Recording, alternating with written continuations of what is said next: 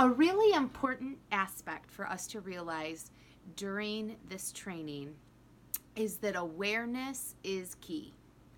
Many times we wonder, well, how do I forgive? What does that look like? What do I say? Many times just being aware, stepping into awareness of, oh, I have unforgiveness towards them, or, oh, I'm holding on to pain about this. That shifts us into a mindset of forgiveness. And so as we move into these videos and these activations, keep in mind, it's so easy for us to start questioning, am I doing this right? Did I say the right thing? Am I, trying to figure out a procedure to forgiveness when it's really about awareness? So open your hearts, open your minds, and become aware of what you're feeling, of what you're believing, of what you're holding on to. Now, for today, I want us to just start off, before we define forgiveness, before we look at the aspects of forgiveness, today, let's just look at what is unforgiveness. Because sometimes we don't think about that. We think about, okay, I've got to figure out what forgiveness is and how to forgive, but what is unforgiveness like?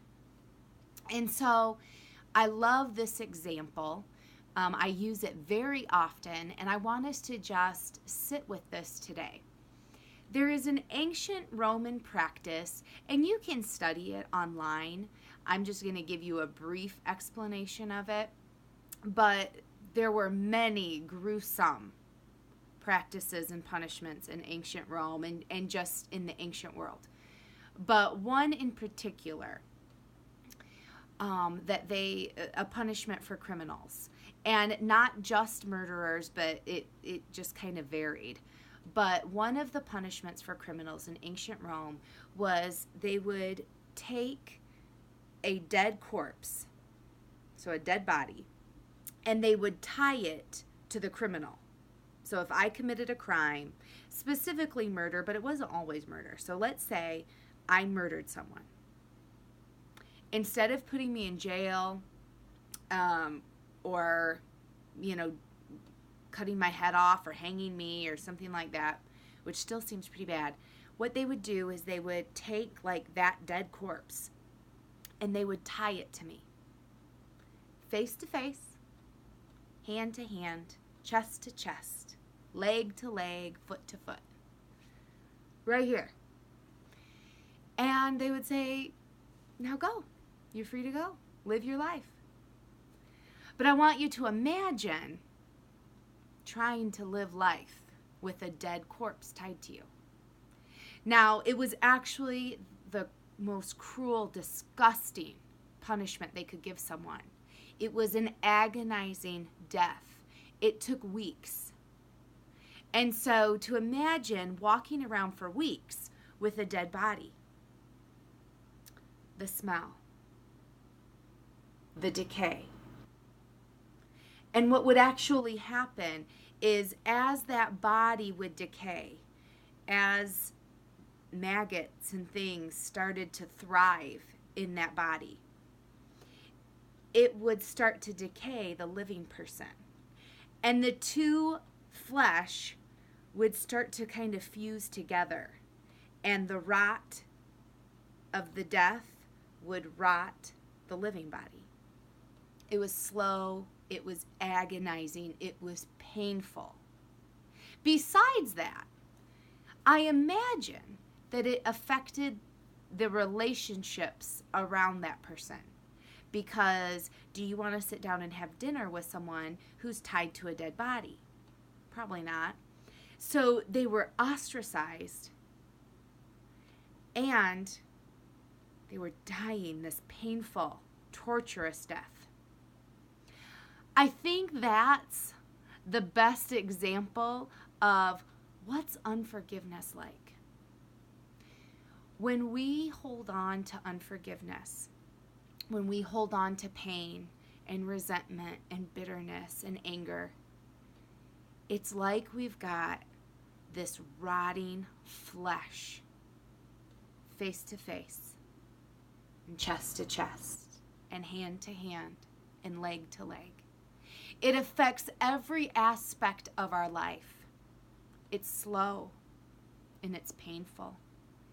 It affects every relationship that we encounter. It definitely affects the quality of our life. And so, why do we talk about this? Because we need to be aware of what we're doing to ourselves when we don't deal with our heart issues. Sometimes we think it's just too painful. I can't deal with my pain because it hurts too much. But pain is a gift. I mean, think about if I have all these pain receptors through my whole body. And as soon as I experience pain, it sends a signal to my body or to my brain. And it says, stop, get out of this situation. This is not good for you. So like if I put my hand on a stove, within a half a second, just a part of a second, right away, the nerves in my hand send a message to my brain that says, get your hand off of that stove. You're in danger. This is not good for you. And there's a reality that that pain is actually a blessing. If I didn't have that pain, I just leave my hand there. And there are rare instances of people born without those pain receptors. And they don't have that safety of I'm touching something and it's dangerous and now my brain knows move out of the way. They don't have that. It's so dangerous. And so it's sad when we don't deal with our heart pain. When we just let it be there. We just let it sit there. Because that pain is a gift. It says it wasn't supposed to be like this. You shouldn't have been treated like that. This should not have happened the way it did. Let's deal with it. And so as we move forward in this e-training this month, I want us to be aware. I want us to be able to look at the pain and know that it's a gift. The fact that we're hurting is the Lord speaking to us, saying, this wasn't okay. Let me heal your heart.